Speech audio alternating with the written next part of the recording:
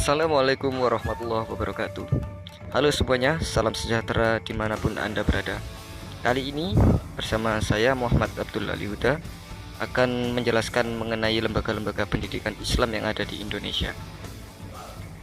Memasuki pengertian, lembaga pendidikan Islam merupakan suatu wadah di mana pendidikan dalam ruang lingkup keislaman melaksanakan tugasnya demi tercapainya cita-cita umat Islam. Memasuki pembahasan lembaga-lembaga pendidikan Islam di Indonesia. Yang pertama, masjid dan langgar. Masjid, fungsi utamanya adalah untuk tempat sholat yang 5 waktu ditambah dengan sekali dalam 1 minggu sholat Jumat dan 2 kali dalam 1 tahun untuk sholat hari raya. Selain dari masjid, ada juga tempat ibadah yang disebut dengan langgar. Bentuknya lebih kecil dari masjid dan hanya digunakan untuk sholat 5 waktu, bukan untuk sholat Jumat. Selain dari fungsi utama masjid dan langgar, difungsikan juga untuk tempat pendidikan. Di tempat ini dilakukan pendidikan buat orang dewasa maupun anak-anak. Pengajian buat orang dewasa adalah penyampaian-penyampaian ajaran Islam oleh mubalik kepada para jamaah dalam bidang yang berkenaan dengan akidah, ibadah, dan akhlak. Sedangkan pengajian yang dilaksanakan ialah anak-anak, berpusat kepada pengajian Al-Quran, menitik beratkan kepada kemampuan membaca dengan baik sesuai dengan kaidah-kaidah bacaan. Selain dari itu, anak-anak juga diberikan pendidikan keislaman, keimanan, ibadah, dan akhlak. Sistem pengajaran di masjid sering memakai sistem halakoh, yaitu guru membaca dan menerangkan pelajaran, sedangkan siswa mempelajari atau mendengar saja. Hampir mirip dengan sistem klasikal yang berlaku sekarang. Salah satu sisi baik dari sistem halakoh ialah pelajar-pelajar diminta terlebih dahulu mempelajari sendiri materi-materi yang akan diajarkan oleh gurunya, sehingga seolah-olah pelajar menselaraskan pemahamannya dengan pemahaman gurunya tentang maksud dari teks yang ada di dalam sebuah kitab. Sistem ini mendidik pelajar belajar secara mandiri. Yang kedua, menasah, rangkang, dan daya. Secara etimologi, menasah berasal dari bahasa Arab, yakni madrasah, yang berarti tempat belajar. Dalam perjalanan waktu, kata madrasah itu oleh masyarakat Aceh berubah menjadi menasah. Terminologinya adalah tempat untuk sholat dan juga digunakan untuk belajar tentang ilmu keislaman pada tingkat dasar, termasuk orang yang baru belajar membaca Al-Quran. Ismuha mengungkapkan bahwa keberadaan menasah yang ada di setiap desa atau kampung di seluruh Aceh sejak zaman kerajaan Aceh digunakan sebagai tempat belajar agama, mengaji, sebagai tempat sholat 5 waktu, tempat musyawarah, tempat penyelesaian sengketa yang terjadi di tengah-tengah masyarakat, dan sebagai tempat untuk berbagai kegiatan sosial dan keagamaan lainnya. Jadi, kalau disebut seorang sebagai tengku menasah, maka dia adalah orang yang mengajar mengaji Al-Quran dan sering menjadi imam sholat di menasah. Taufik Abdullah dalam Ismail Sunni mengatakan bahwa sebelum suatu kampung dibangun, mereka, dalam tanda kurung masyarakat Aceh, terlebih dahulu membangun menasah sebagai tempat beribadah dan belajar. Baru kemudian mendirikan perkampungan. Di samping sebagai tempat ibadah, menasah juga berfungsi sebagai suatu tempat belajar tingkat dasar dalam tiap-tiap kampung atau kampung desa ketika itu. Ditinjau dari segi pendidikan, menasah adalah lembaga pendidikan awal bagi anak-anak yang dapat disamakan dengan tingkatan sekolah dasar. Di menasah, para murid diajar menulis, membaca huruf Arab, ilmu agama dalam bahasa Jawi atau Melayu, akhlak. Di setiap kampung di Aceh ada menasah sebagai tempat belajar bagi anak-anak. Rangkang adalah tempat tinggal murid yang dibangun di sekitar masjid. Sistem pendidikan di Rangkang ini sama dengan sistem pendidikan di pesantren. Murid-murid duduk membentuk lingkaran dan si guru menerangkan pelajaran berbentuk halakoh. Metode yang disampaikan di dunia pesantren disebut namanya dengan sorogan dan wetonan. Rangkang itu dalam bentuk rumah, tetapi lebih sederhana. Memiliki 1 lantai saja, di kanan kiri gang pemisah atau blok, masing-masing untuk 1-3 murid. Kadang-kadang, rumah yang tidak dipakai lagi oleh orang saleh diwakafkan untuk siswa. Rumah tersebut diserahkan kepada guru untuk dijadikan sebagai rangkang. Lembaga pendidikan khas Aceh yang selanjutnya disebut Daya merupakan sebuah lembaga yang pada awalnya memposisikan dirinya sebagai pusat pendidikan pengkaderan ulama. Kehadirannya sebagai sebuah institusi pendidikan Islam di Aceh bisa diperkirakan hampir bersamaan tuannya dengan Islam di Nusantara. Kata dayah berasal dari bahasa Arab, yakni zawiyah, yang berarti pojok istilah zawiyah, yang secara literal bermakna sudut. Diyakini oleh masyarakat Aceh pertama kali digunakan di sudut Masjid Madinah ketika Nabi Muhammad SAW berdakwah pada masa awal Islam. Pada abad pertengahan, kata zawiyah difahami sebagai pusat agama dan kehidupan mistik dari penganut tasawuf. Karena itu, dominasi hanya oleh ulama perantau yang telah dibawa ke tengah-tengah masyarakat. Kadang-kadang, lembaga ini dibangun menjadi sekolah agama, dan pada saat tertentu juga, zawiyah dijadikan sebagai pondok bagi pencari kehidupan spiritual. Thus, sangat mungkin bahwa disebarkan ajaran Islam di Aceh oleh para pendakwa tradisional Arab dan Sufi. Ini mengidentifikasikan bahwa bagaimana zawiyah diperkenalkan di Aceh. Di samping itu, nama lain dari dayah adalah rangkang. Perbedaannya eksistensi dan peran rangkang dalam kancah pembelajaran lebih kecil dibandingkan dengan dayah. Dayah atau rangkang dianggap sama dengan pesantren di Jawa atau surau di Sumatera Barat. Namun ketika lembaga pendidikan ini tidaklah persis sama. Setidaknya, bila ditinjau dari segi latar belakang historisnya, pesantren sudah ada sebelum Islam tiba di Indonesia. Masyarakat Jawa kuno telah mengenal lembaga pendidikan yang mirip dengan pesantren, yang diberi nama dengan pawiyatan. Di lembaga ini, guru yang disebut Ki Ajar hidup dan tinggal bersama dengan muridnya yang disebut cantrik. Disinilah terjadi proses pendidikan, di mana Ki Ajar mentransfer ilmunya dan nilai-nilai kepada cantriknya. Kata pesantren berasal dari santri, yang berarti seorang yang belajar agama Islam. Demikian, pesantren mempunyai arti tempat orang untuk berkumpul untuk belajar agama Islam. Sedangkan surau di Minangkabau merupakan suatu institusi penduduk asli Minangkabau yang telah ada sebelum datangnya Islam ke wilayah tersebut. Di era Hindu-Buddha di Minangkabau, surau mempunyai kedudukan penting dalam struktur masyarakat. Fungsinya lebih dari sekedar tempat aktivitas keagamaan. Menurut ketentuan adat, surau berfungsi sebagai tempat berkumpulnya para remaja, laki-laki dewasa yang belum kawin atau duda. Dengan demikian, ketiga institusi ini pada prinsipnya memiliki latar belakang historis yang berbeda, namun mempunyai fungsi yang sama. 3. Surau. Dalam Kamus Bahasa Indonesia, surau diartikan tempat atau rumah umat Islam melakukan ibadahnya, sholat, mengaji, dan sebagainya. Pengertian apabila dirinci mempunyai arti bahwa surau berarti suatu tempat bangunan kecil untuk tempat sholat, tempat belajar mengaji anak, tempat wirid atau pengajian agama bagi orang dewasa. Dipandang dari sudut budaya, keberadaan surau sebagai perwujudan dari budaya Minangkabau yang madrasat. Anak-anak yang sudah akil balik tidak lagi layak tinggal di rumah orang tuanya, sebab saudara-saudara perempuannya akan kawin. Surau berfungsi sebagai lembaga sosial budaya. Adalah fungsinya sebagai tempat pertemuan para pemuda dalam upaya mensosialisasikan diri mereka. Selain dari itu, surau juga berfungsi sebagai tempat persinggahan dan peristirahatan para musafir yang sedang menempuh perjalanan. Dengan demikian, surau mempunyai multifungsi. Sistem pendidikan di surau banyak kemiripannya dengan sistem pendidikan di pesantren. Murid tidak terikat dengan sistem administrasi yang ketat. Syekh atau guru mengajar dengan metode bendongan dan sorogan. Ada juga murid yang berpindah ke surau lain. Dia sudah merasa cukup memperoleh ilmu di surau terdahulu. Dari segi mata pelajaran yang diajarkan di surau sebelum masuknya ide-ide pembaruan pemikiran Islam pada awal abad ke-20 adalah mata pelajaran agama yang berbasis kepada kitab-kitab klasik. 4. Pesantren. Pesantren adalah sekolah Islam berasrama yang terdapat di Indonesia, bertujuan untuk memperdalam pengetahuan tentang Al-Quran dan Sunnah Rasul dengan mempelajari bahasa Arab dan kaidah-kaidah tata bahasa Arab. Pesantren merupakan pendidikan Islam tertua di Indonesia yang berfungsi sebagai pusat dakwah dan pengembangan agama Islam. Kata pesantren berasal dari bahasa Tamil yang berarti guru mengaji.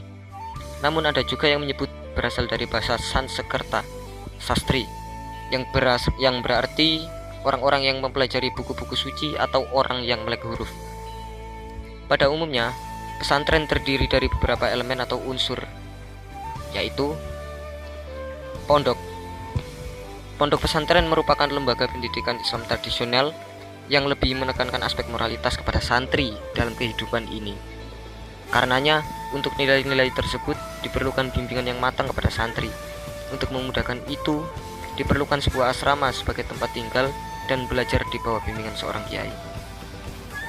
Masjid merupakan elemen yang paling penting, sebab masjid merupakan tempat pusat kegiatan yang ada bagi umat Islam. Masjid dijadikan sebagai pusat pendidikan. Seorang kiai yang ingin mengembangkan pesantren, biasanya yang pertama didirikan adalah masjid di dekat rumahnya. Karena dengan demikian, berarti ia telah memulai sesuatu dengan simbol keagamaan, yaitu masjid yang merupakan rumah Allah, di mana di dalamnya dipenuhi dengan rahmat dan ridha Allah Subhanahu wa taala. Santri.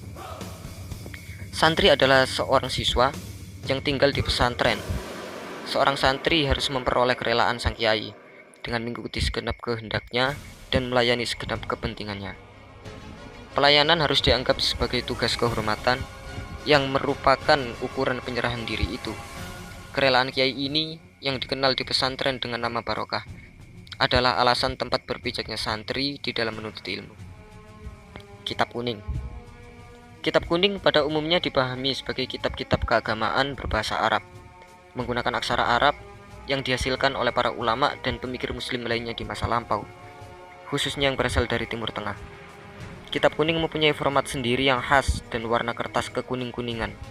Pada umumnya, isinya menyinggung masalah syariat atau fikih dan masalah-masalah keimanan.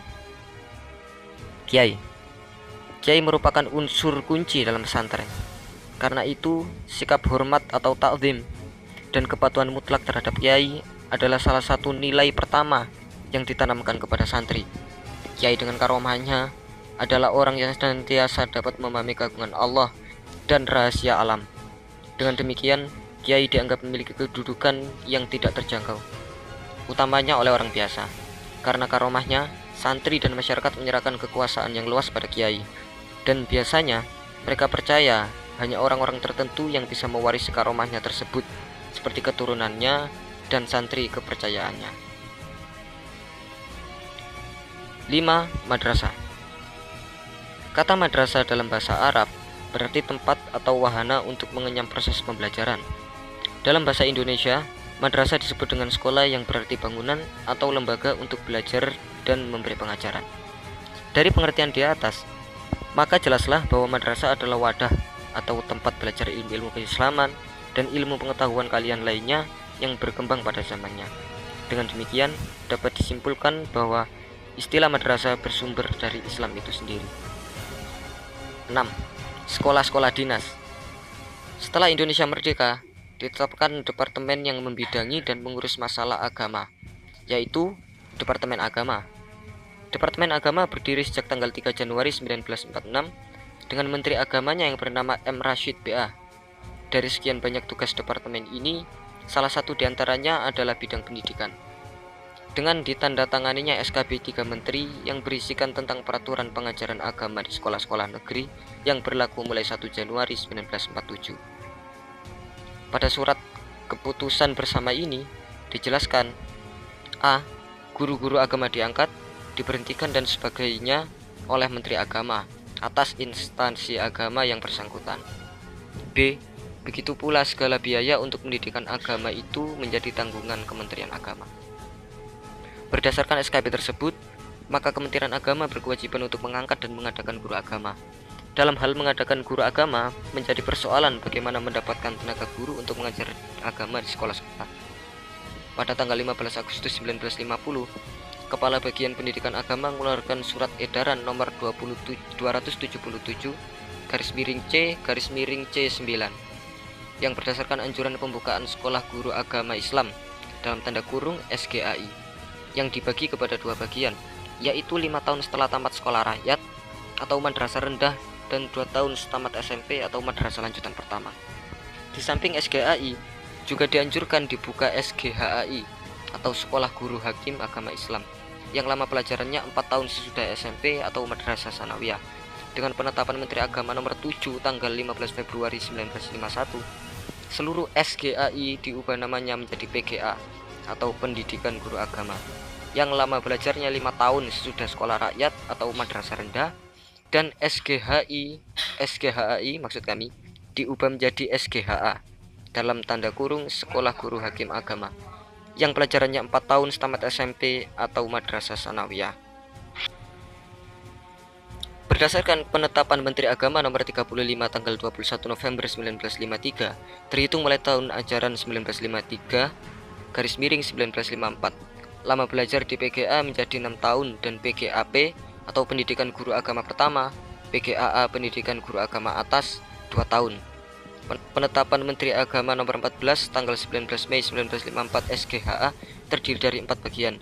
Bagian A sastra, B ilmu pasti, C ilmu agama, D. Hukum agama, berangsur dihapuskan kecuali bagian D, kemudian dijadikan PHIN atau Pendidikan Hukum Islam Negeri, yang lama belajarnya 3 tahun setelah PGAP. PHIN yang sejak berdirinya hanya ada 1 buah di Yogyakarta, sedangkan PGA berkembang, baik negeri maupun swasta di seluruh Indonesia. Sekolah dinas maksudnya adalah setelah lulus dari sekolah tersebut, diangkat menjadi pegawai negeri, dan karena itu murid-murid di kedua sekolah ini harus berkaitan dinas sesuai dengan Peraturan Menteri Agama nomor 8 tahun 1951. Karena kekurangan anggaran negara sejak tahun 1969, tidak lagi disediakan ikatan dinas. 7. Perguruan tinggi Islam. A. Pendidikan tinggi Islam. Muhammad Yunus mengemukakan bahwa di Padang, Sumatera Barat pada tanggal 9 Desember 1940 telah berdiri perguruan tinggi Islam yang dipelopori oleh Persatuan Guru-Guru Agama Islam atau PGAI. B. Perguruan Tinggi Agama Islam Negeri. PTAIN yang berdiri diresmikan berdasarkan Peraturan Pemerintah Nomor 34 Tahun 1950. Baru beroperasi secara praktis pada tahun 1951. Dimulailah perkuliahan perdana pada tahun tersebut dengan jumlah siswa 67 orang dan 28 orang siswa persiapan, dengan pimpinan fakultasnya adalah Kiai Haji Adnan. PTAIN ini mempunyai jurusan tarbiyah, kodok dan dakwah dengan lama belajar 4 tahun pada tingkat bakalaureat dan doktoral. Mata pelajaran agama didampingi mata pelajaran umum terutama yang berkenaan dengan jurusan. Mahasiswa jurusan tarbiyah diperlukan pengetahuan umum mengenai ilmu pendidikan, dan begitu juga jurusan lainnya diberikan pula pengetahuan umum yang sesuai dengan jurusannya. C. Akademi Dinas Ilmu Agama. Dengan ditetapkannya Peraturan Bersama Menteri Agama, Pendidikan, Pengajaran, dan Kebudayaan pada tahun 1951 nomor K/651 tanggal 20 Januari 1951 dalam tanda kurung agama, dan nomor 143/K tanggal 20 Januari 1951 dalam tanda kurung pendidikan. Maka pendidikan agama dengan resmi dimasukkan ke sekolah-sekolah negeri dan swasta. Berkenaan dengan itu dan berkaitan dengan peraturan-peraturan sebelumnya, maka Departemen Agama untuk kesuksesan pendidikan agama di sekolah-sekolah sehubungan dengan itu akan merealisasikan salah satu tugas tersebut. Pemerintah mendirikan Akademi Dinas Ilmu Agama atau ADIA dengan maksud dan tujuan guna mendidik dan mempersiapkan pegawai negeri akan mencapai ijazah pendidikan semi akademi dan akademi untuk dijadikan ahli didik agama pada sekolah-sekolah lanjutan, baik umum maupun kejuruan dan agama. D. Institut Agama Islam Negeri. Setelah PTAIN berusaha kurang lebih 9 tahun, maka lembaga pendidikan tinggi dimaksud telah mengalami perkembangan. Dengan perkembangan tersebut dirasakan bahwa tidak mampu menampung keluasan cakupan ilmu-ilmu keislaman tersebut kalau hanya berada di bawah satu payung fakultas saja. Berkenaan dengan itu, timbullah ide-ide, gagasan-gagasan untuk mengembangkan cakupan PTAIN kepada yang lebih luas. Untuk menciptakan IAIN memerlukan proses yang cukup serius. Ringkasnya penggabungan dua lembaga yang pada mulainya berdiri masing-masing PTAIN dan ADIA. Berdasarkan pasal 2 Peraturan Presiden nomor 11 tahun 1960, Menteri Agama mengeluarkan sebuah ketetapan Menteri Agama nomor 43 tahun 1960 tentang penyelenggaraan Institut Agama Islam Negeri, dan sebagai pelaksanaannya dikeluarkanlah Peraturan Menteri Agama nomor 8 tahun 1961 tentang pelaksanaan penyelenggaraan IAIN. E. Sekolah Tinggi Agama Islam Negeri. IAIN pada awalnya cabang dari Jakarta atau Jakarta menjadi IAIN yang berdiri sendiri.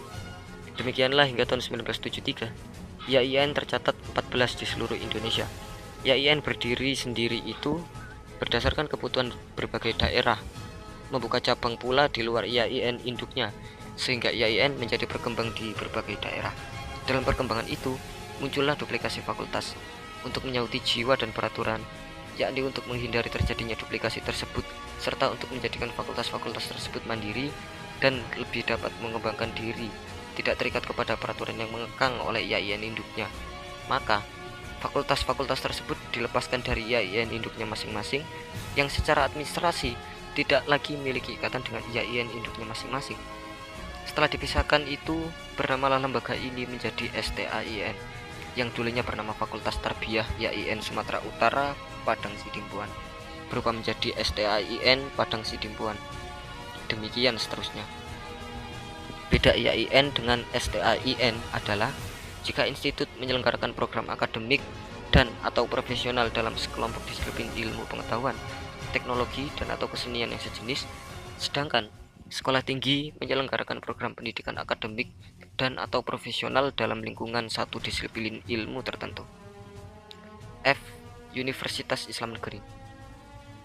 Beberapa tahun belakangan ini ada pikiran yang ingin mengembangkan IAIN menjadi universitas. Rintisan ke arah itu telah mulai dilaksanakan. Ada beberapa modal dasar yang dimiliki IAIN yang menjadikan landasannya bagi pengembangannya. A. Landasan filosofis dan konstitusional. B. Sosiologis. C. Edukatif. 8. Perguruan tinggi agama Islam swasta.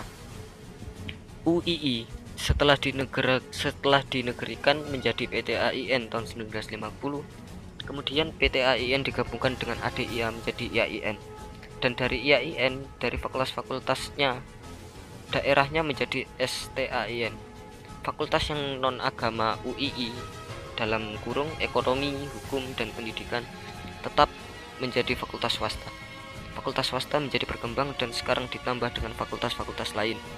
Universitas Islam yang semacam ini sudah tersebar luas di Indonesia. Ada yang diasuh oleh organisasi-organisasi Islam, dan ada pula yang berbentuk yayasan yang tidak bernaung dalam satu organisasi Islam, seperti UISU dalam tanda kurung Universitas Islam Sumatera Utara. Universitas-universitas Islam yang dibawa langsung organisasi Islam tercatat misalnya Universitas Muhammadiyah, Universitas Nahdlatul Ulama, dan lain-lain. Universitas yang diasuh oleh organisasi maupun independen. Fakultas keagamaan ini di bawah pengawasan koordinator perguruan tinggi agama Islam swasta atau Kopertais pada wilayah setempat. Untuk menetapkan ciri keislaman pada universitas-universitas Islam swasta tersebut, pendidikan agama Islam pada fakultas non-keagamaan tidak hanya terbatas diberi 2 SKS saja, seperti yang dilaksanakan di universitas-universitas negeri. Di universitas agama Islam swasta diberikan pendidikan agama Islam yang bervariasi di atas 2 SKS. Sebagai contohnya, Universitas Islam Sumatera Utara atau UISU Medan diberikan pendidikan agama Islam di setiap semesternya. Permasalahan pokok yang belum bisa dituntaskan oleh universitas-universitas Islam swasta adalah inti dari permasalahannya, bagaimana memasukkan nilai-nilai Islam ke dalam disiplin ilmu sekuler. Praktik yang dilakukan sekarang di berbagai universitas Islam tersebut masih tampak pilahnya antara ilmu keagamaan dengan ilmu non-keagamaan. Sebetulnya, idealitasnya adalah menyatukan kedua rumpun ilmu itu dalam satu kesatuan. Untuk lebih memperdalam hal ini, dapat kita cari informasinya di buku Sejarah Pertumbuhan dan Pembaruan Islam di Indonesia, karangan Profesor Dr. Haji Haidar Putra Daulay MA. 9. Pendidikan Islam non-formal. Undang-Undang Nomor 20 Tahun 2003 Pasal 26 telah memberikan batasan tentang apa yang dimaksud dengan pendidikan non-formal tersebut. Satuan pendidikan non-formal tersebut terdiri atas lembaga kursus, lembaga pelatihan, kelompok belajar, pusat kegiatan belajar masyarakat, dan majelis taklim serta kesatuan pendidikan sejenisnya. Di Indonesia, jauh sebelum adanya pendidikan Islam formal di pesantren, sekolah, madrasah, dan pendidikan tinggi, telah berlangsung pendidikan non-formal. Para mubalik berdatangan dari luar Indonesia melakukan pendidikan secara non-formal. Masjid atau tempat-tempat lain merupakan pusat kegiatan pendidikan tersebut. Pendidikan non-formal ini ditunjukkan kepada masyarakat ramai, sedangkan untuk mendidik murid-murid mereka melakukan dengan cara khusus. Selain dari kegiatan pendidikan formal tersebut, di kalangan masyarakat terdapat pula pendidikan agama non-formal.